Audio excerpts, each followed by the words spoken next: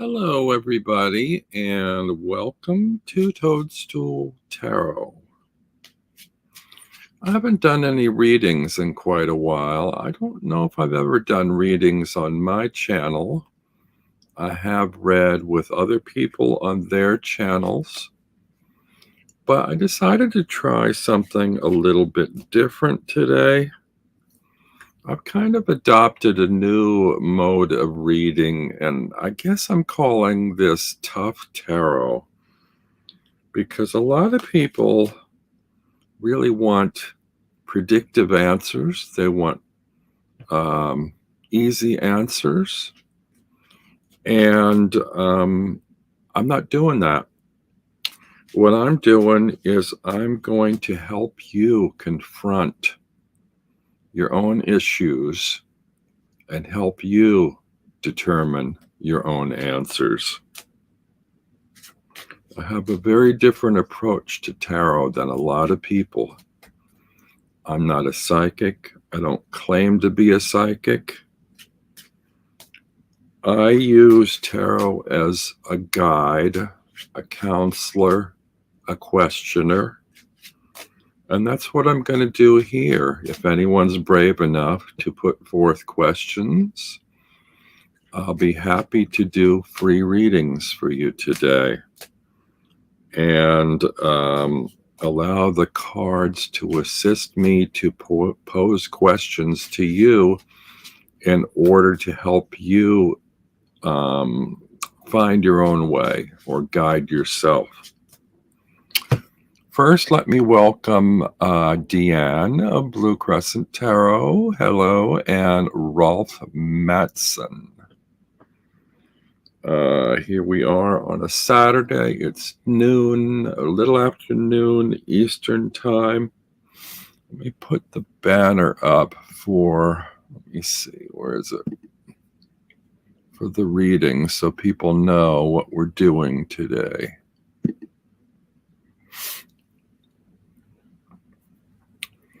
So, I'm happy to start right away if there's anybody willing to pose a question that they would like a tarot reading for. We're in the month of October. It's Halloween month, as you see by my pumpkin hat. It's the spooky month. We're a couple of weeks off from Halloween or Samhain. I'm using a spooky deck today that I got on MPC. It's called the Haunted Terror Tarot. No, Haunted Terror Rider-Waite Tarot. And these are the backs. I've done a walkthrough on my channel. And the fronts are quite confrontational. Every one depicts a scream of some sort, which is very much, I think, in keeping with the frightening aspects of Halloween and of maybe confronting dark issues that you don't really want to confront. So if I have anyone brave enough to be the first to request a reading, please pop your questions into the chat and I'll be happy to do so. If I don't get anybody, then I may just do a reading for myself or for the collective and then sign off and call it a day. We'll see how this goes. I don't usually have a large audience in my lives, and I think that's because I don't often schedule very far in advance or with any routine or regularity.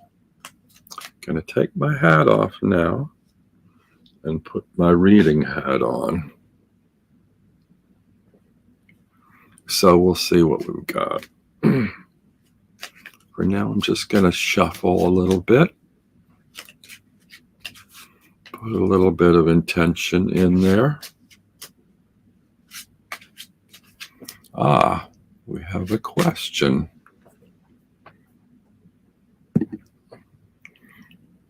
Wondering if I'm supposed to continue telling my story following a situation a couple of years ago, or if I'm supposed to leave that behind for now. Okay. Let's see.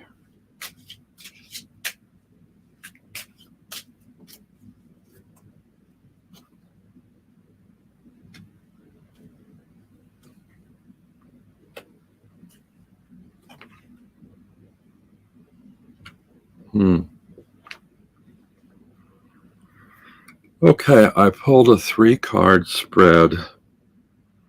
At the center focus of this question, I have the Knight of Wands. Now, the Knight of Wands is usually a courageous, passionate figure. I think the question here might be, since this is a card of action, do you feel like you're ask yourself, are you in a place of readiness, readiment to continue telling the story? If everything is in a line with a feeling of moving forward actively regarding this storytelling.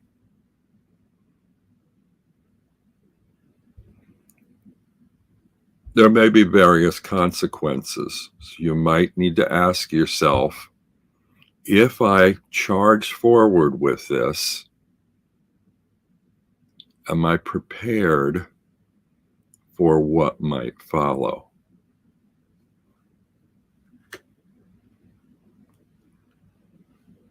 Now, the second card is the Seven of Swords.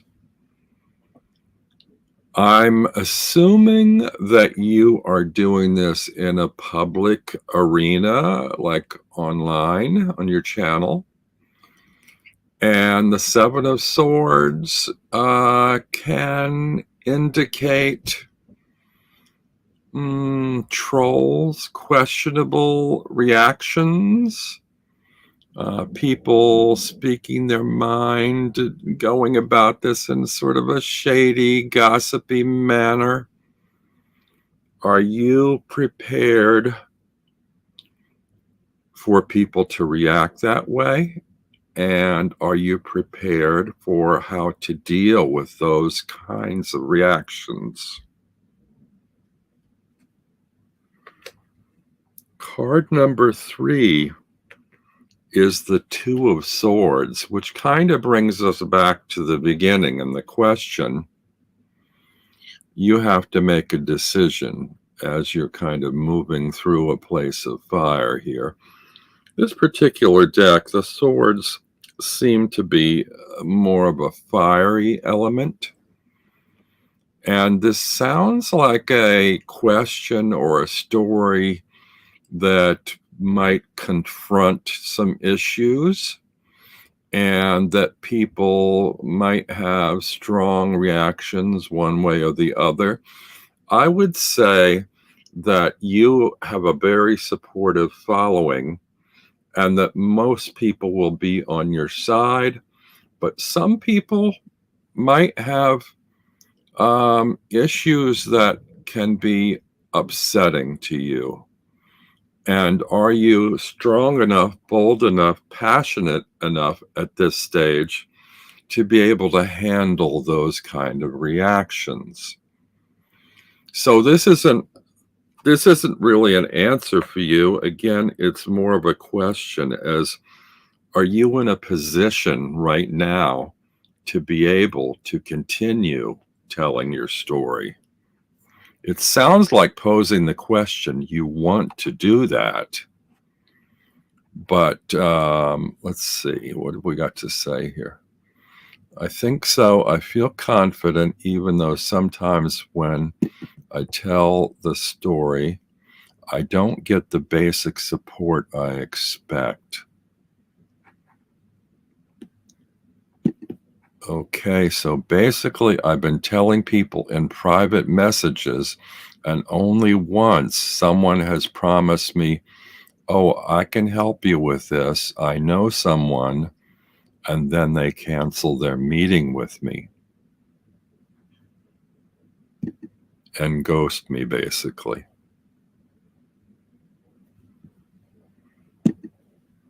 Yes, this is right on. I've had one person who was close to me years ago sort of promise the world and then just leave me, and that hurt me. But that was in February, and I'm getting over it now. Okay, so like I said, I don't have the answers. You have the answers, and the answers come from asking yourself the right questions. And that's what I'm doing here, is helping you pose to yourself and confront for yourself the right questions in order to come up with your answer. I'm getting the sense here that it might still be early days with this, that you maybe haven't given quite enough thought to the possibilities and whether you're prepared. I think you can do it, but how strong are you? Are you strong enough to be able to deal with potential fallout, which can be hurtful and painful, but supportive at the same time? And I know you to be a very clear communicator. So I think you probably will have more support than not, but the cards haven't shown me that. The cards are all focused around your attitudes, your focus, your thoughts and opinions, your way of dealing with it. Yes, that all makes sense and leads me to the answer. Thank you very much. Yep. Yes, baby steps at this point. Yep. And you are welcome. Okay. I'm going to move on to this next question because Scott has one here, I think. Hello, can you tell me what's up with me and the person on my mind? All right. Of course, I tell you, I'm not a psychic. I don't know the person on your mind. You know the person on your mind. And we'll see what the cards have to say about it.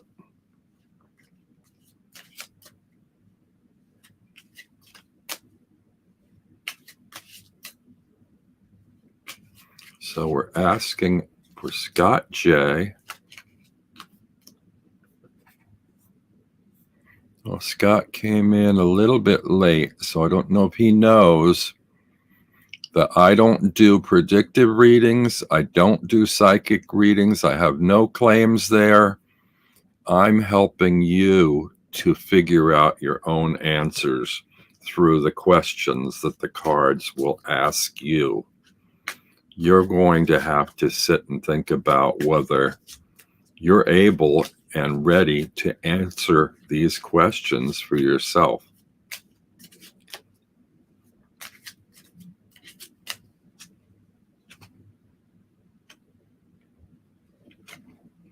Interesting. You know, it's the first two readings both have knights as the center card. Now, knights are always action cards, and that's kind of what I'm doing today. I'm sort of provoking action, or the cards are provoking action. They're provoking you to ask the questions for yourself. The central figure is the Knight of Pentacles.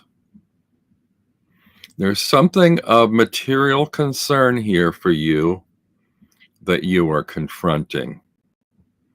Now, the material may be some material object of value. It may be the person you're thinking of that is of material concern.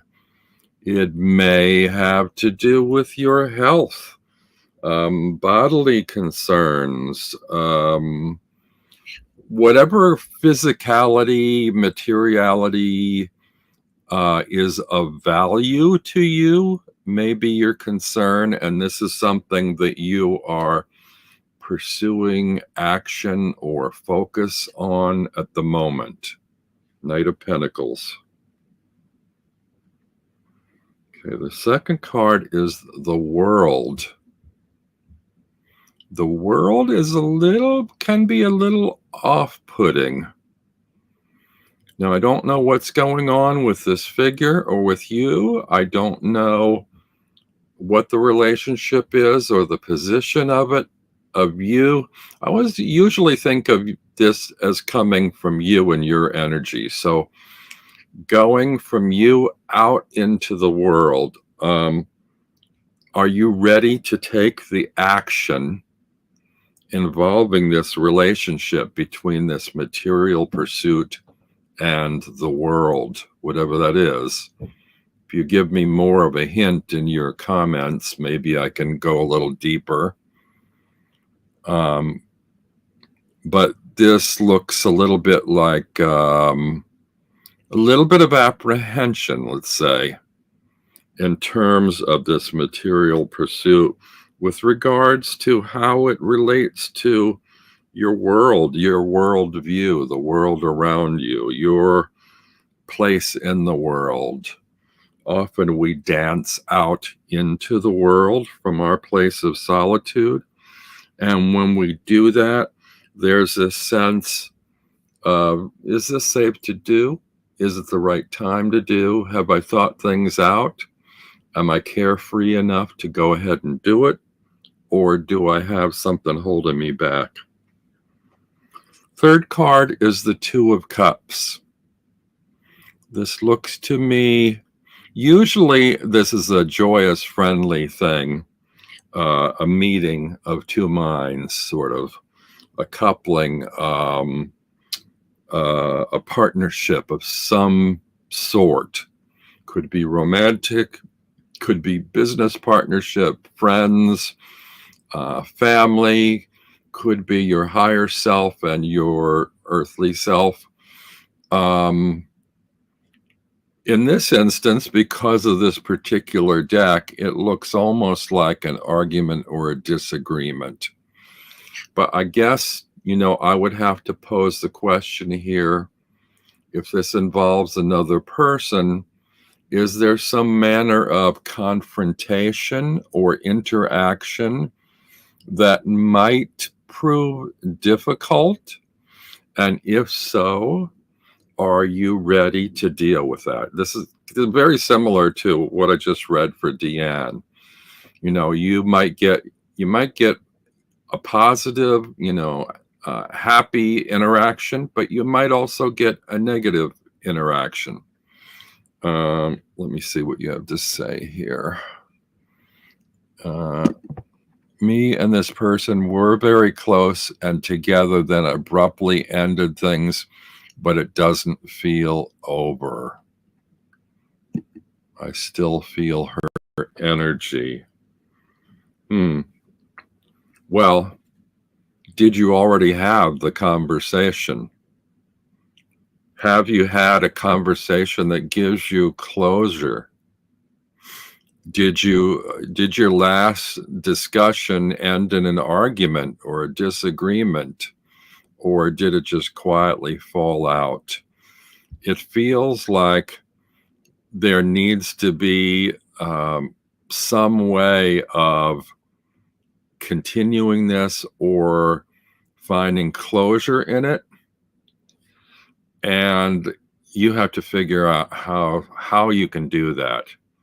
Maybe this person won't speak with you. Maybe you need to send them a text, an email, a letter, some way to engage and get an answer for yourself. But you also need to do it, ask yourself, is there some way I can communicate with this person and find closure without it being confrontational? Do I find that I need to have the last word? Do I find that I need to say what I have to say, even though it may come out in a hurtful way because I'm feeling hurt? Or is there some way for me to get that closure and find that communication in a way that both of us can end this in a civilized manner, in a manner that's cordial, maybe not friendly, but cordial. You need ultimately for each of you to go on your way, whether together or apart, in ways that are supportive to both your lives. So, no closure. Abrupt ending, but doesn't feel ended, if that makes sense. Yeah. So I don't know how you have to figure out if there's some way for you to find that, if there's some way for you to get in touch. But again, you can get closure without it being confrontational. Figure out how you can communicate with it being accusatory, blameful, hurt feelings. You might need to give it a little time. You might need to be in a more at peace place. If the person's not getting in touch with you, that sends its own sort of signal that it's over, whether you want to accept it or not. And so if you do get into some kind of conversation to find closure, you need to be ready to accept the answer that it's over, because there's only one or two answers. It's either over or it's not over, but you need to be ready for both answers. Okay. You're welcome, Scott. Okay.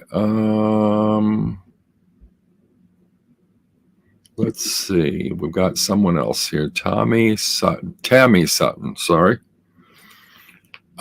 Please enlighten me. If you can tell me anything that is going on in my life, you may be able to restore my faith in humanity, life, and possibly believe a reader. All right.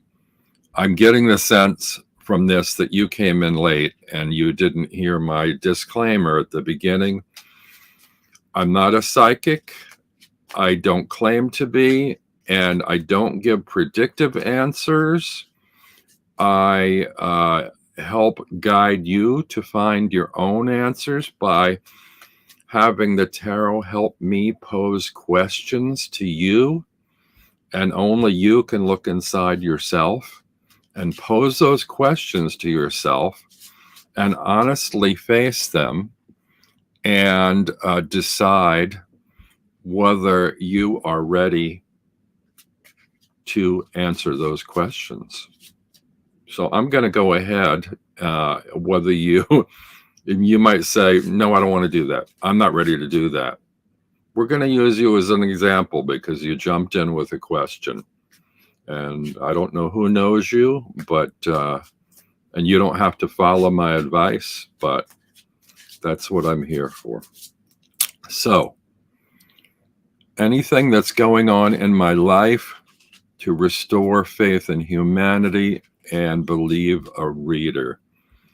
Well, the believing a reader part's going to come down to yourself and your own beliefs. Okay.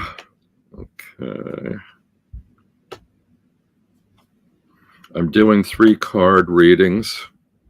They seem to be the easiest for me to do.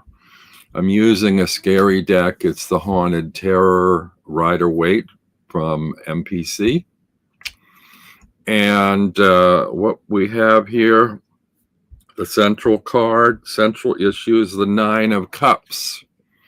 9 of Cups is usually a kind of a difficult card to read. The slant on this one is kind of a sense of being or feeling overwhelmed, emotionally overwhelmed. Cups are emotions. Are you emotionally overwhelmed? It sounds like you are. You say you want to restore your faith in humanity. That sounds like an overwhelming emotional kind of a thing. So that's kind of where you're positioned. You are surrounded, a little claustrophobic, all this energy, anxiety inducing energy is closing in on you, sort of suffocating you, making you feel a little bit deflated in terms of your faith and your belief. Next card is the King of Pentacles. Pentacles, again, represent material value, things of material worth. A king is mastery of that. So it's sort of, are you of the mind, of the thinking to find the strength or the confidence that you can master restoring your faith in humanity? Can you draw on your own strength, your own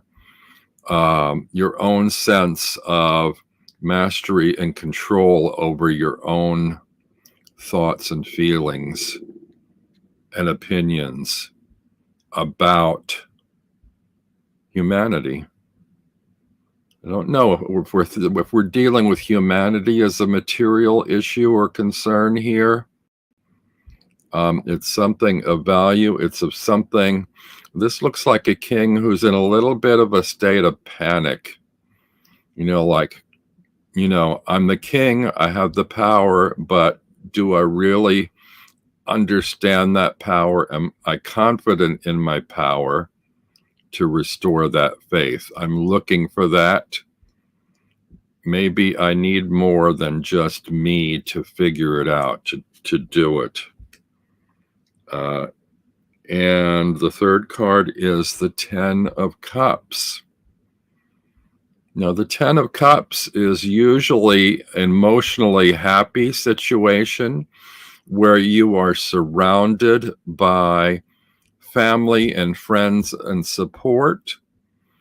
In this card, in this situation, it sounds like the people that are surrounding you or the people in humanity are not giving you that support you need to restore your faith. And you need to figure out how to get that from them and from yourself.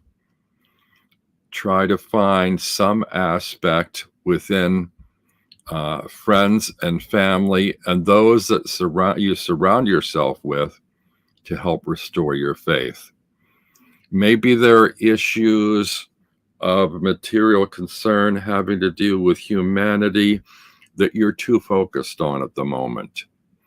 Maybe you need to ask what other values those friends and family have that are positive values and positive energies that can help you fill in the gaps and the cracks in humanity and restore your faith. I could go on to an additional card, but I think I'm going to try and stick with the three cards. And I think this poses the question back on you, really. It's like a lot of people come to tarot, like I said, wanting easy answers, and they want a wishbone, or they want a rabbit's foot or a four-leaf clover. They want a lucky, happy, easy answer without having to do any of the work.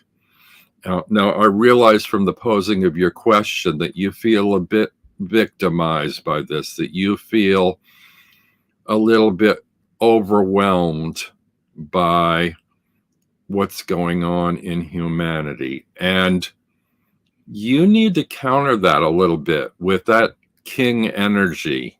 You're wearing the crown. You have your own energy. Build it up, boost it up. Find the elements in the people that you surround yourself with that are positive things. If this is coming from politics and the news, I don't know if it is, but that affects my faith in humanity. Turn the channel off. Don't expose yourself to it as much. It's been much healthier for me doing that, limiting my exposure to the negative and boosting my exposure to the positive. So you might want to reach out to people around you. Don't surround yourself with people that also wallow in, in the failure of humanity, or, continue to express that energy. Find people around you that are doing uplifting things or positive things, even if they're really mundane. Interact with people that can help you lift your spirits. Lifting your spirits and seeing positivity in other people will help, maybe just in a small way, but a beginning to restore your faith in humanity. Let's see what you got to say here. I wasn't looking for an easy answer. Things have happened that have put me in a situation that has caused me some serious issues. I don't watch TV. Okay, I don't know what the issues are. You have to sit down with yourself in a quiet place and consider what the situation is. Ask yourself, what is my situation? What's caused these issues for me? Is it all surrounding elements that have caused me those issues? Or do I play some part in that? Do I have any authority or power over my own situation or condition in terms of providing an answer to these questions? Can I regain my sense of direction, value, worth, resolution? Sit down and think about that. Don't be too distracted by, try to look at it objectively rather than subjectively. Like if this was somebody else around you, think about how you'd might advise them in dealing with it. And can you remove yourself from it enough to be able to advise them in an objective manner that's a healthy solution rather than one that's emotionally charged? I think I'm going to leave that there, and hopefully you can think about that. All right. Hello, Kristen. Hi. Cryptomeria. I just want a second opinion with tarot. Okay. Again, you've come in late, so I have to repeat. I'm not a psychic. I don't give easy answers. I don't give four-leaf clovers or rabbit's feet or wishbones. I'm looking to the tarot in a different manner than most people. I have more of a, might want to say, psychological approach than a psychic approach. I don't claim to be a psychic or anything like that. I'm going to pose to you questions for you to consider about how to confront your issue. That's why I'm calling this Tough Tarot. So, I work in media and politics. Take time for self-care, go for a walk, watch a funny movie. Oh.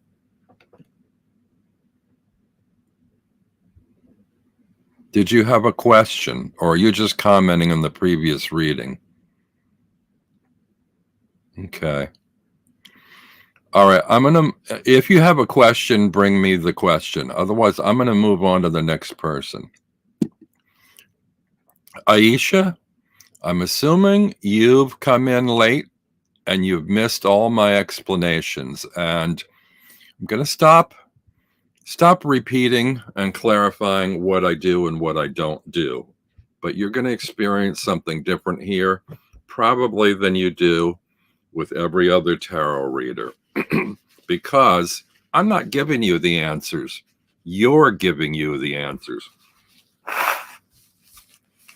What does he feel about me? Is he running away from my confrontation of marriage?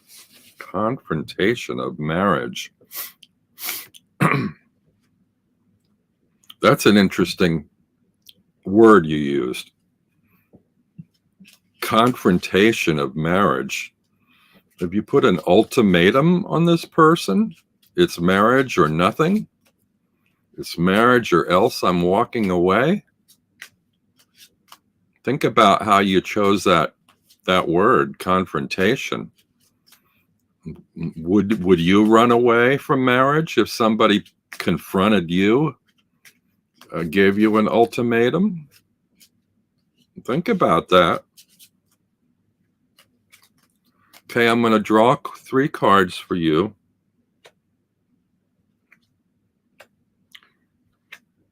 The central card here is the Chariot. The Chariot is about movement and direction.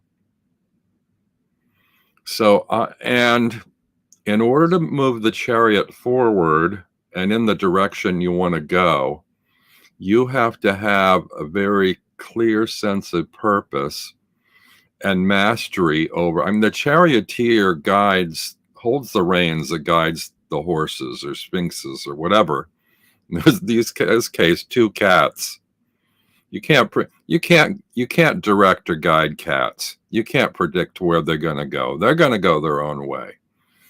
So you have to kind of, you have to have your own sort of sense of purpose and direction in terms of where you want to go and how you're going to get there. You're the driver of your own chariot.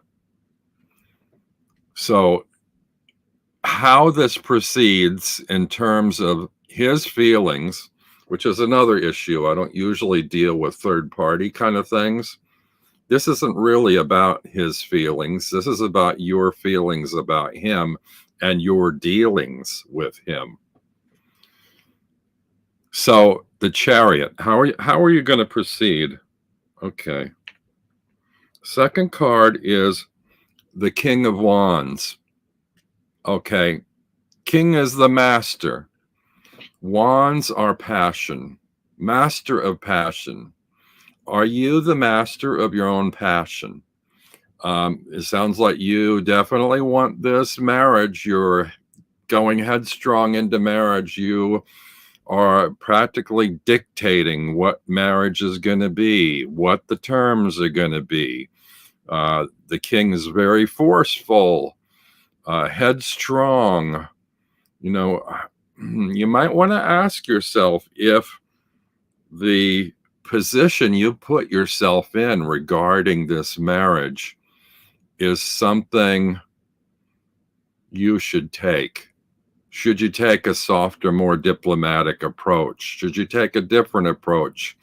Is the forceful king pushing? Is that the best way to handle this confrontation? Think about that. Now we have the Queen of Pentacles. Queen's a little more soft, a little more thoughtful, a little bit more laid back than the king.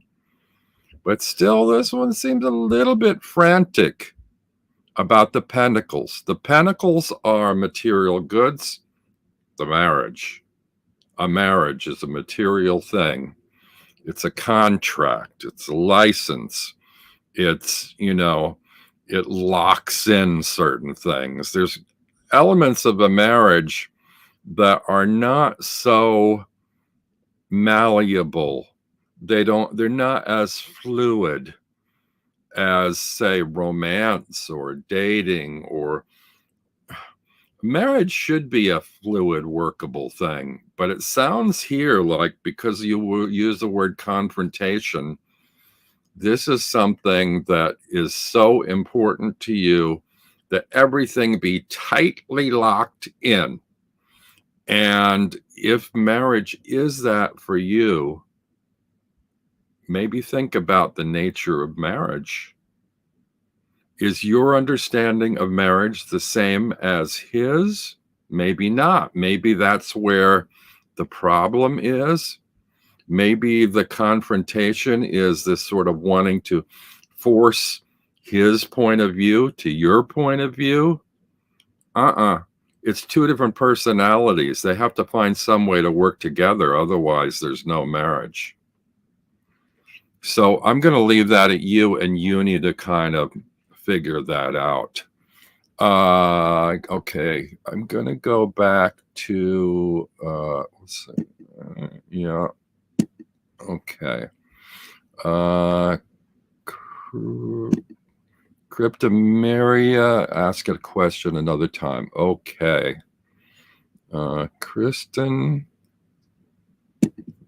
Some people want the relationship escalator and some people don't. Okay. Do I have any more questions today? I don't see any other questions at the moment, unless anybody else has some. We might be at the end of our readings in this Tough Tarot session. I'm open to more. If there are more, if there's anybody in the room that's not in the chat that wants to come in, that wants to pose a question, or Kristen, if you are, fearless enough to pose a question, I'm open to that. And this is a little bit of an experiment for me. I have done this kind of work for myself. I tend to do it every day. And some might say it's sort of shadow work or path work, or I don't know. These are terms I don't fully understand. But for me, it's sort of confronting the unseen side of issues, or the dark side of issues, or the things that we don't generally put ourselves through. We want happy solutions to come our way, but we want to be passive travelers, riders on the magic carpet of life. We don't want to put in the work. We don't want to do what we have to do. We're already overwhelmed with the issue. We want somebody to bring us that four-leaf clover, that wishbone, that rabbit's foot.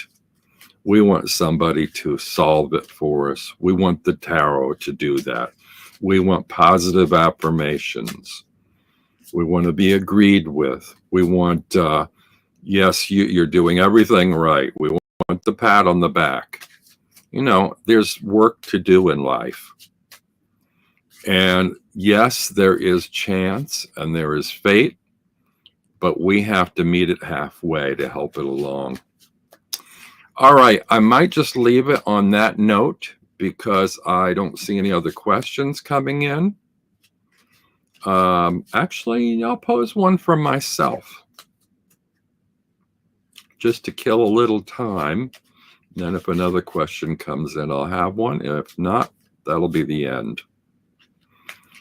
So, okay, Kristen doesn't have any questions today. I'm going to say,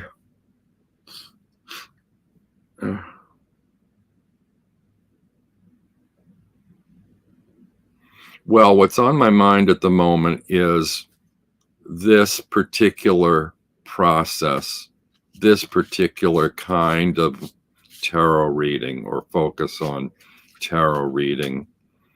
Whether, what's the sort of reaction to this? And should I continue doing readings like this, or is this a one-off? That's kind of a compound question, but let's see what the energy is around it.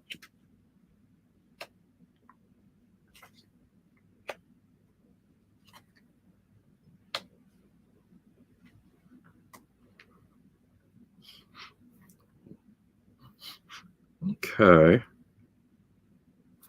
My first card, the central card, is the Six of Wands. The Six of Wands is usually something you're passionate about. I'm becoming passionate about this type of reading.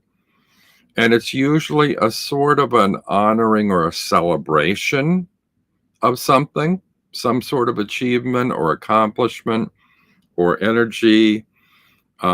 This looks very like a knight riding in on a horse, but well, in the Six of Wands, the traditional RWS, we do see a warrior or some figure returning from someplace and then being applauded appreciated. So I'm gonna. I guess I have to ask myself, were you appreciated in doing tarot this way? Did you find support, affirmation of some kind enough to repeat the situation? And I'm going to say, just by the reactions from the chat, that I think that probably the answer is yes.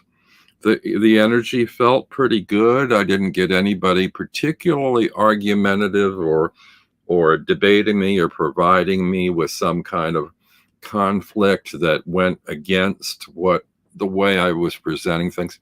Hello, Donna. Welcome. The second card is the Two of Cups. The Two of Cups is sort of partnership. So me and my reading, me in partnership with the cards, me in partnership with this kind of reading, me in partnership with my audience. How did this go? How did this feel? It's an emotional partnering. Okay, I felt comfortable dealing with the cards. I felt comfortable with the questions it brought up for me. My way of reading them seemed okay, felt okay. In terms of the audience participation and reaction, that felt okay. I don't feel any conflict there or dispute. So I think I'm okay with that. Now, the third card is the Eight of Wands, and it's in the future position, which may indicate to me that, I will continue being passionate about this, and that this is possibly a type of reading that will gather momentum and more energy. And as I go along, more people will ask me questions or ask me to do readings for them. And am I willing and able to continue with it and to address all those questions? So at this point, I think I am, because my viewership or participatorship is very small. If I get overwhelmed by large numbers, then I may be overwhelmed by the Eight Wands. But at the point that I'm at right now, it's sort of like asking me, are you ready? And I feel like I'm ready. Let's see. As long as you're honest about the intentions, I couldn't imagine you getting people who just want to be comforted. Okay. I think I'm trying to do this in a way that doesn't bring my personal feelings or opinions into it. I'm trying to look at what the cards say to me, how they read to me symbolically, psychologically, rather than, guides or spirits or, psychic, whatever. No, I'm not doing that. I'm doing what I see in the elements of the suits, what's in the rank within the suiting, the position, and the symbols and the imagery on the cards. Now, might be different in a different month or a different time, because I would choose a different deck where it's not as scary or dark or confrontational. For this first deck, I did chose a Rider-Waite system, but a lot of the images in here almost seem like the negative or the opposite of what we might see in a traditional RWS deck. And I just did that because I actually find this deck humorous. Even though every card is screaming or shouting or filled with anxiety, when we ask questions, we are often in that position, and we don't need to be. Maybe it's just like too silly to go that deep. Not everything has to be that dark and that heavy. And sometimes, that's why some people like horror movies. They like to be scared and then be able to like laugh it off or break free of that stress. So anyway, we're close to an hour, not quite. We're about 10 minutes shy. I don't see anybody else coming in with questions. So I'm going to leave it there. And I thank you who did pop in and participate. And those of you that are watching this back later, think about this and consider this kind of reading for yourself. More of a ask me what I need to know as opposed to tell me what I need to know. And then you can sort of sit and sort through that. I want to give you another tip or another idea in terms of cards. Now, I just did this 3-card spread, but recently has been suggested to me a very interesting, different way of reading cards. And that is to find an archetype within the deck that closest matches yourself in the situation. And then shuffle your cards and then look through the deck until you find that card, and then find the cards on either side of that card, before and after, and make that your 3-card spread. And see how those peripheral cards, what kind of energy they surround your archetypal focus or issue with. And I've been having a lot of fun with that lately. That's a real interesting way, I think, to read for yourself or for others. Maybe I'll do some readings like that sometime too. So, yeah. Thank you, everybody, and I'll see you next time. Have a great weekend. Have a great week. Have a great life. Goodbye.